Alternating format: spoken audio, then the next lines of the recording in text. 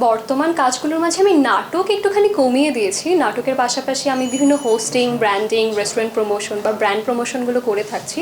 আমি দুটো রেস্টুরেন্টের ব্র্যান্ড অ্যাম্বাসেডর হিসেবে আছি এবং পাশাপাশি আমি চেষ্টা করছি ইনফ্লুয়েন্সিং সেক্টরটাতে নিজেকে একটু গড়ে তোলার জন্য। এবং 1 বছরের মাঝে আমি নিজেকে যেখানটায় দেখতে চাই, আমার হোস্টিংয়ের প্রতি খুবই বেশি আগ্রহ। আমি চাচ্ছি আমার হোস্টিং বা অ্যাঙ্কারিং রিলেটেড সেক্টরগুলোতে নিজেকে গড়ে তোলার বা জার্নালিজম নিয়ে একটু বেশি এগিয়ে যাওয়ার জন্য। আমি প্রায় 1 ইয়ার হচ্ছে হোস্টিং করে থাকছি এবং স্ট্রিট শোসগুলো করে থাকছি। হোস্টিং বলতে গেলে মানুষজন আমার যে জিনিসটা বেশি পছন্দ করে, আমি তাদের সঙ্গে ইন্টারাক্ট হওয়ার পর দেখেছি আমার কথা বা আমার বচন শিল্প বা বাচিক শিল্প, এই বাচিক শিল্পটা পছন্দ করার জন্য তারা মনে করে আমাকে অ্যাজ আ হোস্ট তারা ভীষণভাবে গ্র্যান্ট করতে পারবে। যার জন্য আমি যখন নিজেকে খুঁটিয়ে দেখলাম, ভাবলাম যে this is a good platform আমার নিজেকে তুলে ধরার জন্য, এবং আমি প্রশ্ন করতে এবং সাবলীল উত্তর নিতে ভীষণ পছন্দ করি।